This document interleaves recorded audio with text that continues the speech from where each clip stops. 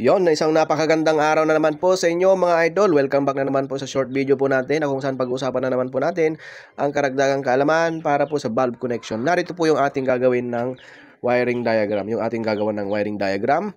Mga idol, ito po yung ating two valves controlled individually by two single or S1 in one location. Yan po yung ating gagawan ng pinakasimpleng at simpleng-simpleng sa wiring diagram mga idol. So ang gagamitin paulit natin mga idol ay yung ating line-to-line connection.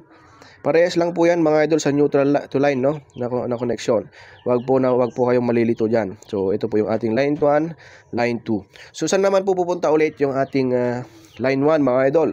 Simple lang, yung two bulbs controlled by individually by two single switch S1 in one location mga idol, no? Simple lang po. Una po natin gagawin muna ay yung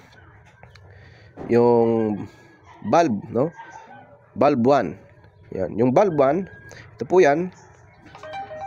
Ito po yung ating connection ng bulb 1. Siyempre, yung ating line 2 ay papunta po ulit ng ating switch mga idol, no?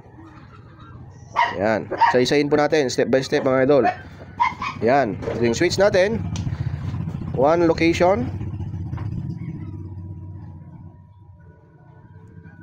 or location 1. Okay. Yan mga idol, no? So ito po ay papunta po dyan. Ito po yung ating return. Yan. Return po yan mga idol, no? Line 1. Ay line 2 mga idol, sorry. Line 2, papunta po yan sa switch. Papunta po yan sa receptacle, sa bumbilya mga idol, no? Yan, bulb 1. Yan. So, paano naman po yung isang bulb na may sariling switch, ano?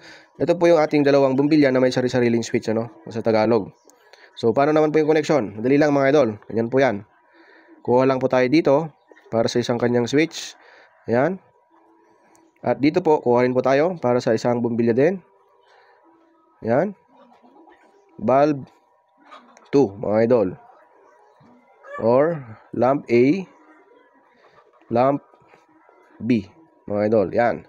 So ganoon din po, no? Saan po tayo kukuha ng kanyang linya, no? Dito po sa ating switch. Yan po yung kanyang return. Yan, may sarili-sarili silang switch mga idol. Pwede mong patayin dito, no? Yung sarili niyang switch. Pwede mo rin patayin dito yung sarili niyang switch, mga idol. Yan mga idol, no? Yan po yung pinaka simple nating wiring diagram, ano? So tinatawag po natin ulit dito, no, S2, no? S2 or tugang switch mga idol. Dahil pinagsama natin sa isang location yung dalawang single switch, no? S2 or tugang switch. Yan po ang tawag. Yan mga idol, no? Yan po yung wiring diagram ng ating two bulbs controlled individually by two S1, dalawang S1 in one location, mga idol. Ayan po, maraming salamat. Sana po nasundan din po ninyo ang ating wiring diagram ngayon, no? Maraming salamat mga idol. God bless at all goods po tayong lahat.